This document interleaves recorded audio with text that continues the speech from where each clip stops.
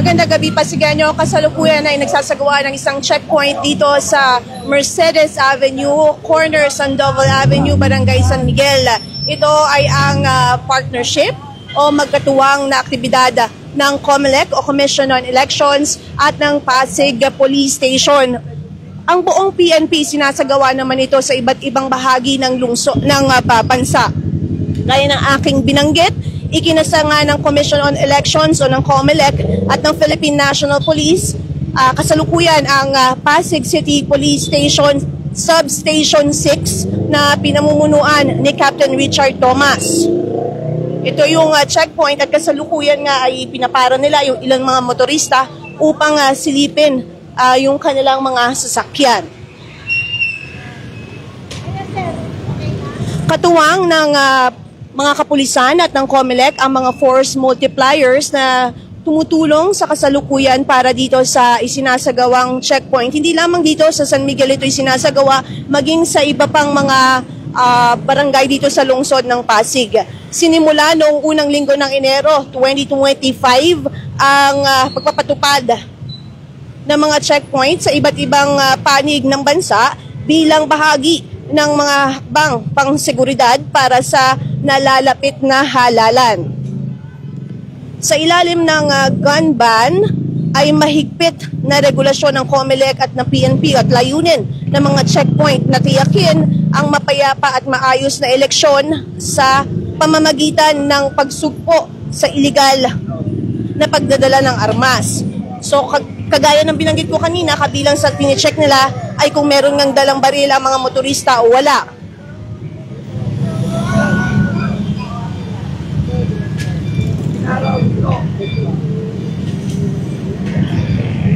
Karagdag, maliban pa sa armas, ay sine-check nila kung may iba pang posibleng paglabag sa election code. Pagtitiyak naman ng COMELEC at ng PNP na hindi dapat katakutan ng publiko ang mga inilalatag na checkpoint sa iba't ibang panig ng bansa dahil ang mga ito ay para lamang sa seguridad at kapakanan ng lahat. Yan ang binanggit din kanina sa atin ng substation commander na si Captain Richard Tomas. Susubukan lamang natin makahingi ng konting impormasyon mula sa ilan sa mga force multipliers. Ang una nating kakapanayamin para sa mas malawak pang impormasyong kaugnay dito ay ang presidente ng Motorcycle Cops na si Ogie Gabriel. Magandang gabi po. Magandang gabi po sa ating manang. Sa ngayon po ay nagko-conduct ngayon ng checkpoint ang Pasig PNP Station 6. Kami po ay nag-a-assist sa kanilang ginagawang checkpoint. Para na lang din sa kaalaman ng mga mamamayan, ano ba itong force multipliers? Ang force multiplier po, ma'am, ay isang NGO. Kami po ay ang Motorcycle Cops. Isa po kaming NGO na tumutulong sa kapulisan dahil ang isa po ito sa aming advokasya, ang tumulong sa law enforcement para sa kapayapaan, sa peace and order ng community. So far po yung ating mga ikinakasang checkpoint, kamusta naman po? Meron pang mga maalma? Sa ngayon, ma'am, may na-encounter naman kaming mga tanong na ang sinasabi nga ay bakit daw mga motor lang. Ang sinasabi naman namin ay hindi naman pwedeng lahat ng vehicle ay i-checkpoint din. Randomly ay chine-check po yan ng mga kapulisan natin. So maging ang mga kotse, no? Yes po. Katulad po ngayon, chine-check po nila ngayon yan. Ano po yung gusto nyo iparating na lamang doon sa ating mga motorista? Ang sa amin lang, sa kapwa namin mga riders, sana bago tayo lumabas ng kalsada, usually check natin kung tayo ay may ORCR license. Yan po ang pangunahing kailangan sa mga checkpoint at siyempre ang helmet. Okay. Meron pa kayong gusto idagdag? Sa akin lang, para sa mga ka-riders ko, panatilihin natin ang pag-iingat sa kalsada, always be defensive driving, yun lang po. Okay. Maraming salamat. Magandang gabi. At muli nakapanayam nga natin ang presidente ng MCOP sa isa sa mga force multipliers. At kaya na aking binanggit kanina, itong force multipliers sila yung mga katuwang ngayon ng PNP at ng COMELEC para sa mga checkpoint at sa iba pang mga aktibidad na ang layunin ay para masigurado ang kaayusan at kapayapaan dito sa lungsod ng Pasig.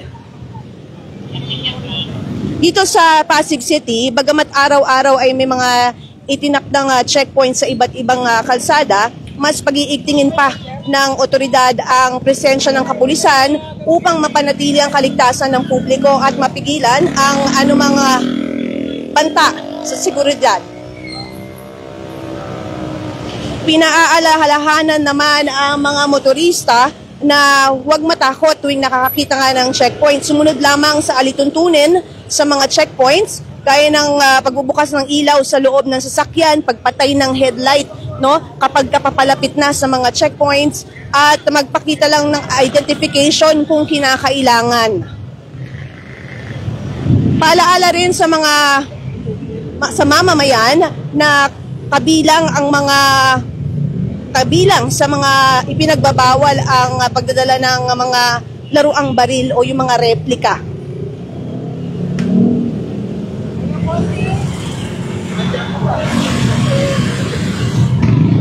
Ngayon naman hingan naman natin ang isa pang presidente ng isa pa sa mga force multipliers. Sir, magandang gabi po. Press, please po. Magandang gabi po, ma'am. AKAP, Anti-Crime Community Action Force. Kamusta po yung ating nagiging checkpoint? Sa ngayon naman po, parang okay naman po ang mga daloy ng mga checkpoint natin sa gabi-gabi. Ang checkpoint po ay random na ginagawa, pwedeng sa iba-ibang lugar? Pwede po sa mga iba-ibang lugar, tulad po dito sa San Miguel, meron po dyan sa Pinagbuhatan. Kung saan po naka-distribute po ating mga kapulisan, nandun din po mga false multiplier, katulad po namin. Meron kayong gustong i-mensahe para po dito sa ating mga kababayan dito sa Pasig? Ang mga mensahe ko lang po sa ating mga kababayan lagi po tayong mag-ingat sa ating mga sarili, lalong-lalo na po sa mga false multiplier na lagi pong nandito sa checkpoint na sumusuporta po sa ating mga kapulisan. Meron pa kayong gustong idagdag, sir? O Basta ang ano ko lang po, ma'am, nagpapasalamat po ako sa ating mga false multiplier na handang tumulong po kahit anong bagay. mensahe sa PNP, sir? Lalo na po sa mga ating mga PNP na masisipag po sila na lagi po silang nandyan sa ating... Maraming salamat. At ating nakapanayam ang presidente ng ACAF o Anti-Crime Community Action Force.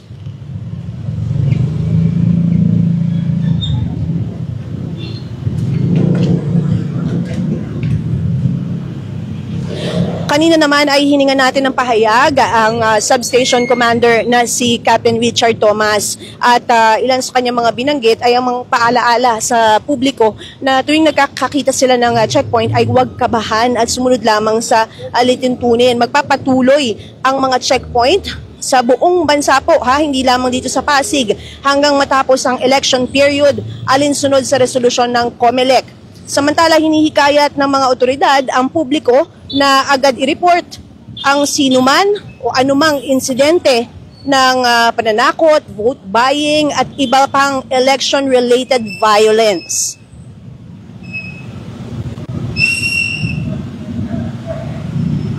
At sa ating pag-antabay dito, nakita natin hindi lamang ang mga motorsiklo ang kanilang sinisilip, maging ang mga sasakyan. So patayin lang ang headlight, buksan ang ilaw sa loob, at kung hihinga ng identification, pwede namang ipakita, ngunit talagang sinisilip lamang naman ito ng mga kapulisan at ng force multipliers.